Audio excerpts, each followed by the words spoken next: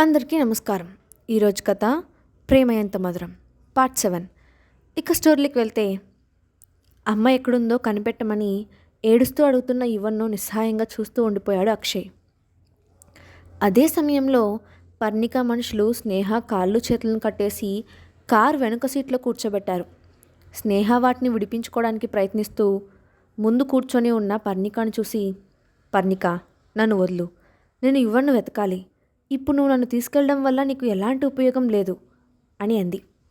ఆ మాటకు పర్ణిక నవ్వుతూ వెనక్కి తిరిగి, నిన్నటి వరకు నువ్వు ఆ అక్షయ్ భార్యాభర్తలని చెప్పారు కదా, ఇప్పుడు మళ్ళీ కాదని చెప్తే అది నమ్మి నేను వదిలేస్తాననుకున్నావా? ఇది చీప్ ట్రిక్లా అనిపించడం లేదా అంటూ హేళనగా నవ్వింది. దాంతో కోపం తెచ్చుకున్న స్నేహ, సరే అయితే విను, నువ్వు నన్ను ఇప్పుడే వదిలేయడం మంచిది. లేదంటే అతనికి ఈ విషయం తెలిస్తే అతను నిన్నేం చేస్తాడో కూడా నువ్వు ఊహించలేవు అంటూ పర్ణికను బెదిరించడానికి ప్రయత్నించింది. ఆ మాటను నమ్మిన పర్ణిక నవ్వి, గుడ్, ఇప్పుడు కోపంలో నిజం మాట్లాడావు. సరే, అతను ఏం చేస్తాడో నేను కూడా చూస్తాను. అప్పటిదాకా సైలెంట్గా ఉండు అని అంది. వెంటనే స్నేహ పక్కనే ఉన్న రౌడీలు స్నేహ ముఖంపై ముసుగును తగిలించారు.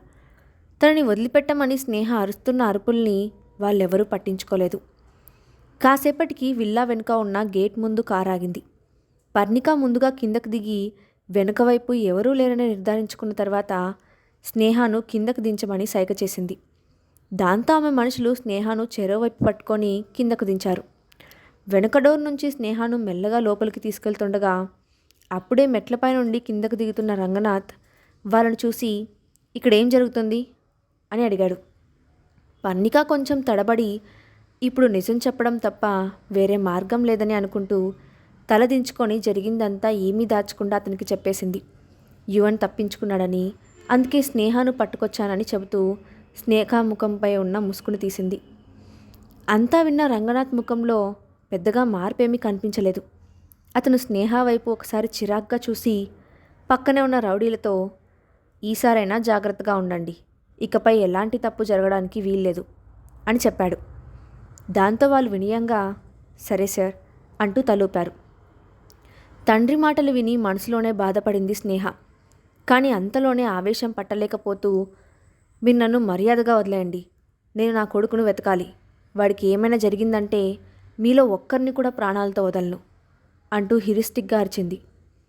అక్కడి నుండి ముందుకు వెళ్ళబోతున్న రంగనాథ్ ఆమె మాటలు విని ఒక్క క్షణం ఆగి, నీకేం కావాలంటే అది చేసుకో, కానీ ఆ అక్షయ్ నా కంపెనీతో పార్ట్నర్షిప్ ఒప్పుకునేదాకా నువ్వు ఇక్కడ నుండి వెళ్ళలేవు అని అన్నాడు.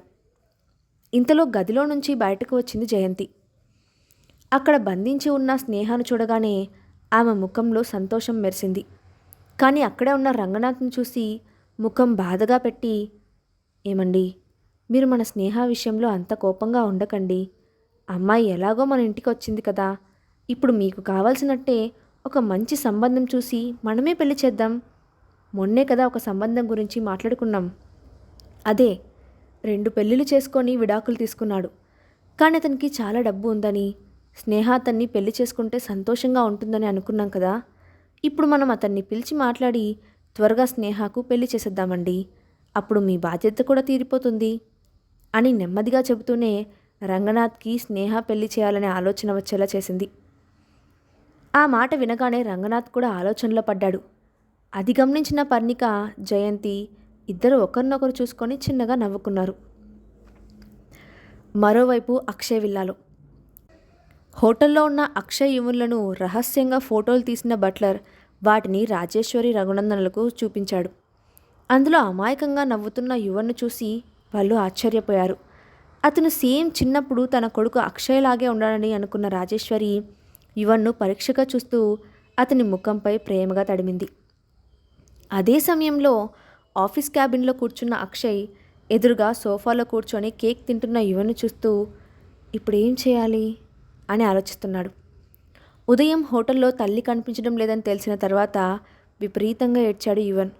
అప్పుడు అక్షయ్ తన అసిస్టెంట్ని పిలిచి స్నేహ గురించి తెలుసుకోవడానికి ఎవరినైనా పంపించి యువన్ను చూసుకోవడానికి మనిషిని అరేంజ్ చేయమని చెప్పి ఆఫీస్కి బయలుదేరాడు. కానీ యువన్ వెంటనే అక్షయ్కి అడ్డుపడుతూ, అంకుల్, నాకు నా మమ్మీ దొరికే వరకు మీరు నాతోనే ఉండండి, ఎక్కడికి వెళ్ళొద్దు అంటూ మరింత గట్టిగా ఏడవడం మొదలుపెట్టాడు. దాంతో అక్షయ్కి ఏం చేయాలో తెలియక, సరే సరే నువ్వేడవకు, కానీ నాకు ఇప్పుడు ఆఫీస్లో పనుంది, నేను నీకోసం మళ్ళీ వస్తాను అని చెప్పాడు. అయితే నేను కూడా మీతో ఆఫీస్కి వస్తాను అని అతని చేతిని గట్టిగా పట్టుకున్నాడు యువన్. దాంతో చేసేదేం లేక యువన్ను కూడా తన వెంట ఆఫీస్కి తీసుకువచ్చాడు అక్షయ్. పిల్లాడి చేతిని పట్టుకొని ఆఫీస్లో అడుగుపెట్టిన అక్షయ్ను చూసి స్టాఫ్ అంతా ఆశ్చర్యపోయారు. వెంటనే ఆ పిల్లాడు ఎవరే ఉంటారు అనుకుంటూ గుసగుసలు మొదలుపెట్టారు. క్యాబిన్లో కూర్చొని యువన్ను చూసి ఆలోచనలో పడ్డ అక్షయ్ తన ఫోన్ రింగ్ అవడంతో కాల్ లిఫ్ట్ చేశాడు. అటువైపు నుండి అసిస్టెంట్ మాట్లాడుతూ, సార్, నేను ఎంక్వైరీ చేశాను. మిస్ స్నేహను హోటల్ నుండి తీసుకెళ్ళింది ఆమె చెల్లెలు పర్ణిక అని తెలిసింది అని చెప్పాడు. దాంతో అక్షయ్ చిరాగ్గా, అసలు వీళ్ళు ఏం మనుషులు, ఆ రంగనాథ్ సొంత కూతురు విషయంలో ఇలా ఎందుకు బిహేవ్ చేస్తున్నాడు అనుకున్నాడు.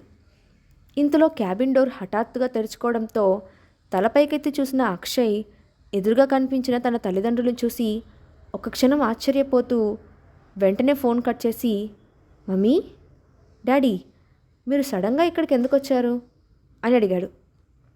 రాజేశ్వరి నేరుగా అక్షయ్ ముందుకు వచ్చి తన చేతిలో ఉన్న ఫోటోను చూపించి, ఏంటిది, ఎవరి పిల్లాడు, అసలేం జరుగుతోంది అని అంటూనే సోఫా వైపు చూసి ఆశ్చర్యంతో నోరు తెరిచింది.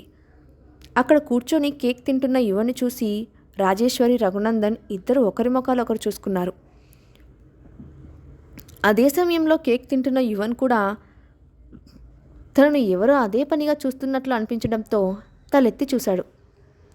ఎదురుగా ఉన్న కొత్త వ్యక్తులు తన వైపే చూస్తున్నారని అర్థం అవడంతో కారుతున్న క్రీమ్ను నాలుకతో తుడుచుకున్నాడు. అమాయకంగా అతని ముఖాన్ని చూసి వాళ్ళిద్దరూ నవ్వకుండా ఉండలేకపోయారు. వెంటనే రాజేశ్వరి, రఘునందన్ ఇద్దరు వెళ్ళి యువన్కు చెరోవైపు కూర్చున్నారు. యువన్ వాళ్ళిద్దరినీ మార్చి మార్చి చూస్తూ ఎదురుగా ఉన్న అక్షయ్ వైపు చూశాడు. అప్పుడు రఘునందన్ నవ్వుతూ, hello little master, what is your name అని అడిగాడు. యువన్ వెంటనే ఎదురుగా ఉన్న టిష్యూని తీసుకొని మూతిని తుడుచుకుంటూ, మై నేమ్ ఈస్ యువన్ అని చెప్పాడు. నైస్ నేమ్ అన్నాడు రఘునందన్. థ్యాంక్ యూ అంటూ అందంగా నవ్వాడు యువన్. రాజేశ్వరి కూడా నవ్వుతూ అతని తలపై చేయి వేసి, యువన్, మీ మమ్మీ ఎవరు, ఎక్కడ ఉంటారు, నాతో చెప్పవా అని అడిగింది. తన కొడుకు అక్షయ్ ఎవరితో బిడ్డను కన్నాడో తెలుసుకోవాలని ఆమెకు ఆత్రంగా ఉంది. అందుకే ఆమె యువన్ తల్లి గురించి ప్రశ్నించింది. కానీ తన తల్లి మాట గుర్తుకు రాగానే యువన్కి మళ్ళీ ఏడుపొచ్చినట్లయింది. దాంతో అతని కళ్ళ నుండి నీటి చుక్కలు రావడం ప్రారంభించాయి. అది చూసి రాజేశ్వరి వెంటనే యువన్ని దగ్గరకు తీసుకొని, ఏం జరిగింది యువన్, ఎందుకు ఏడుస్తున్నావు అని లాలనగా అడిగింది. అప్పుడు అక్షయ్ ముందుకు వచ్చి ఏదో చెప్పబోయాడు. కానీ ఇంతలో యువన్ మాట్లాడుతూ, మమ్మీని ఎవరో తీసుకెళ్ళిపోయారు, అక్షయ్ అంకుల్ మా మమ్మీని తీసుకొస్తానని చెప్పారు, అందుకే నేను మమ్మీ కోసం ఇక్కడ వెయిట్ చేస్తున్నాను అని చెప్పాడు. యువన్ పూర్తిగా చెప్పకపోయినా అతను చెప్పిన దాన్ని బట్టి వాళ్ళిద్దరికీ పూర్తిగా అర్థమైనట్లు అనిపించింది. దాంతో ఇద్దరు తలెత్తి అక్షయ్ వైపు చూశారు. అప్పుడు అక్షయ్ వాళ్ళిద్దరికీ విషయం ఎక్స్ప్లెయిన్ చేస్తూ, యువన్ తల్లి సింగిల్ పేరెంట్, అతని తండ్రి గురించి నాకు కూడా ఏమీ తెలియదు, అనుకోకుండా ఒక బ్యాడ్ సిచ్యువేషన్స్ నుండి వాళ్ళను కాపాడాల్సి వచ్చింది, అప్పుడే యువన్ వాళ్ళమ్మ స్నేహ ఇద్దరు నాకు పరిచయం అని చెప్పాడు. అక్షయ్ చెప్పింది విని నిజం తెలుసుకున్న రాజేశ్వరి, రఘునందన్లు ఇద్దరు కొంచెం డీలా పడ్డారు. యువన్ నిజంగా వాళ్ళ మనవడే అని, తమ కొడుకు ఎవరినో ఇష్టపడ్డాడని, త్వరగా వాళ్ళిద్దరికీ పెళ్లి చేయాలని అప్పుడే ప్లాన్స్ కూడా వేసుకున్నారు. కానీ ఇప్పుడు అవన్నీ అబద్ధమని తెలిసిపోవడంతో వాళ్ళకు నిరాశగా అనిపించింది. కానీ రాజేశ్వరికి యువన్ గురించి తెలిసిన తర్వాత జాలి కలిగింది. దాంతో యువన్ కన్నీళ్లు తుడుస్తూ, సరే నువ్వేడొక యువన్, మీ మమ్మీ తిరిగి వస్తుంది అని చెప్పింది. అది చూసి అక్షయ్ కొంచెం ఆశ్చర్యపోయాడు. తన మనవడు కాదని తెలిసినా కూడా రాజేశ్వరి యువన్తో ప్రేమగా మాట్లాడడం అతనికి సంతోషంగా అనిపించింది. అప్పుడు అక్షయ్ మాట్లాడుతూ, వాళ్ళమ్మను తీసుకొస్తానని నీ యువన్కి మాటిచ్చాను, దానికి కొంచెం టైం పట్టొచ్చు అన్నాడు. దాంతో రాజేశ్వరి ఆలోచిస్తూ, సరే యువన్ ఆఫీస్లో ఉండటం ఎందుకు, నాతో పాటు తీసుకెళ్తాను, నువ్వు వాళ్ళమ్మని తీసుకువచ్చాక తిరిగి ఆమెతో పంపిద్దాం అని చెప్పింది. అది వినగానే యువన్ కంగారు పడుతూ సోఫాలో నుండి కిందకు జారి వెళ్ళి అక్షయ్ కాలును చుట్టుకొని, అంకుల్ అంటూ బేలగా అతని వైపు చూశాడు. కొత్తగా వచ్చిన వ్యక్తులతో వెళ్ళడానికి యువన్కి కొంచెం అన్కంఫర్టబుల్గా ఉందని అర్థం చేసుకున్న అక్షయ్ అతన్ని ఎత్తుకొని, చూడు యువన్, వాళ్ళిద్దరూ నీకు నానమ్మ తాతయ్య లాంటి వాళ్ళు. నిన్ను బాగా చూసుకుంటారు. నేను ఆఫీస్లో చేయాల్సిన పనులు చాలా ఉన్నాయి. అలాగే మీ మమ్మీని కూడా తీసుకురావాలి కదా. నువ్వు అప్పటి వరకు వాళ్ళతోనే ఉండు. మీ మమ్మీ కనిపించగానే నేను నీ దగ్గరికి తీసుకొస్తాను, సరేనా అంటూ చెప్పాడు. అది చూసి రాజేశ్వరి, రఘునందన్ ఇద్దరు ఆశ్చర్యపోయారు. నిజానికి అక్షయ్ క్యారెక్టర్ ప్రకారం అతను ఎవరిని అంతగా బ్రతిమాలడు. ఏదైనా స్ట్రైట్ ఫార్వర్డ్గా చెప్పే మనిషి. అలాంటిది ఇప్పుడు ఒక చిన్న పిల్లవాడితో ప్రేమగా బ్రతిమలాడుతూ మాట్లాడడం వాళ్ళకి కొత్తగా అనిపించింది. అక్షయ్ ప్రేమగా చెప్పడంతో యువన్ కూడా అల్లరి చేయకుండా సరేనని బుద్ధిగా తలూపాడు. దాంతో రఘునందన్ లేచి యువన్ను ఎత్తుకొని ముందుకు నడిచాడు. రాజేశ్వరి ఒక్క క్షణం ఆగి అక్షయ్ కళ్ళల్లోకి చూసి అతని భుజంపై చిన్నగా తట్టి బయటకు వెళ్ళింది. వాళ్ళంతా వెళ్ళిపోయిన తర్వాత అక్షయ్ వెళ్ళి సీట్లో కూర్చొని ఇప్పుడు స్నేహాన్ని ఎలా తీసుకురావాలి అని ఆలోచించడం మొదలుపెట్టాడు. కానీ అంతలోనే హఠాత్తుగా, నేను ఈ అమ్మాయి గురించి ఎందుకు ఇంత ఆలోచిస్తున్నాను? ఆ అమ్మాయి వేరొకరి బిడ్డకు తల్లి. నేను ఈ విషయంలో డైరెక్ట్గా ఇన్వాల్వ్ అవ్వాల్సిన అవసరం లేదు. ఆ విషయాన్ని అసిస్టెంట్ చూసుకుంటాడు అని తనకు తాను చెప్పుకొని ఎదురుగా ఉన్న ఫైల్ ఓపెన్ చేశాడు. దాన్ని చూడగానే త్వరలో తాను చేయబోయే ఆ ప్రాజెక్ట్ కోసం 2 రోజులు చెన్నై వెళ్ళి రావాలని హఠాత్తుగా గుర్తుకు వచ్చింది. దాంతో ఆ రోజు సాయంత్రమే చెన్నై బయలుదేరి వెళ్ళాడు. రంగనాథ్ విల్లాలో ఖాళీగా ఉన్న రూమ్లో గోడకు ఆనుకొని మోకాళ్ళపై తలను ఆనించి కూర్చుంది స్నేహ. ఆమెకు అనుక్షణం మమ్మీ అని పిలుస్తున్న యువన్ రూపమే కళ్ళ ముందు కదులుతోంది. దాంతో 2 రోజులుగా యువన్ గురించి ఆలోచిస్తూ వెక్కి వెక్కి ఏడుస్తూ ఎలాగైనా అక్కడి నుంచి బయటపడాలని ఆలోచిస్తూ ఉంది. ఇంతలో ఆ రూమ్ విండోలో నుండి ఫుడ్ ప్లేట్ను లోపలికి నెట్టిన పర్ణిక బాధగా కూర్చున్న స్నేహను చూసి నవ్వుతూ, అయ్యో అక్క, నువ్వెందుకు ఇంత బాధపడుతున్నావు? చూడు, 2 రోజుల నుంచి సరిగా అన్నం తినక ఎలా పాడైపోయావో. ఈ బాధలన్నీ నీకెందుకు చెప్పు? చక్కగా అక్షయ్కి ఒక కాల్ చేసి విషయం చెప్తే పని పూర్తయిపోతుంది కదా. నువ్వు ఎన్ని రోజులని ఇక్కడే కూర్చుంటావు? బయట నీ కొడుకు ఎలా ఉన్నాడో, ఏం చేస్తున్నాడో అని నీకు కొంచెం కూడా దిగుల్లేదా? ఒకవేళ వాడు ఆఖరికి తట్టుకోలేక చచ్చిపోతే అని వెటకారంగా అంది. ఆ మాట వినగానే అప్పటిదాకా మౌనంగా ఉన్న స్నేహ ఒక్కసారిగా ఏయ్ అంటూ ఆవేశంతో తల పైకెత్తింది. అప్పటికే ఆమె కళ్ళు కోపంతో ఎర్రబడ్డాయి. పర్ణికాకి వేలు చూపిస్తూ, నా కొడుక్కి ఏదైనా జరిగిందని తెలిస్తే నిన్ను, నీతో పాటు ఈ కుటుంబం మొత్తాన్ని గొయ్యి తీసి పాతి పెట్టేస్తాను అని బెదిరించింది. ఆమె అరుపులు విని అప్పుడే అటుగా వెళ్తున్న రంగనాథ్ కోపంగా వచ్చి ఆ రూమ్ డోర్ తీసుకొని లోపలికి వెళ్ళాడు. అతని వెనుకే పర్ణిక కూడా లోపలికి వచ్చింది. అప్పుడు రంగనాథ్ కోపంగా, మీ అమ్మ చనిపోయినా నేను నిన్ను వదిలిపెట్టకుండా పెంచాను. కానీ ఇప్పుడు నువ్వు నా ఇంటి పరువు ప్రతిష్టలను రోడ్డున పడేస్తున్నావు. ఈ కుటుంబాన్ని చంపేస్తానంటావా? ఇలాంటి మాటలు మాట్లాడడానికి నీకు ఎంత ధైర్యం? అంటూ కళ్ళతోనే ఆమెపై నిప్పులు కురిపించాడు.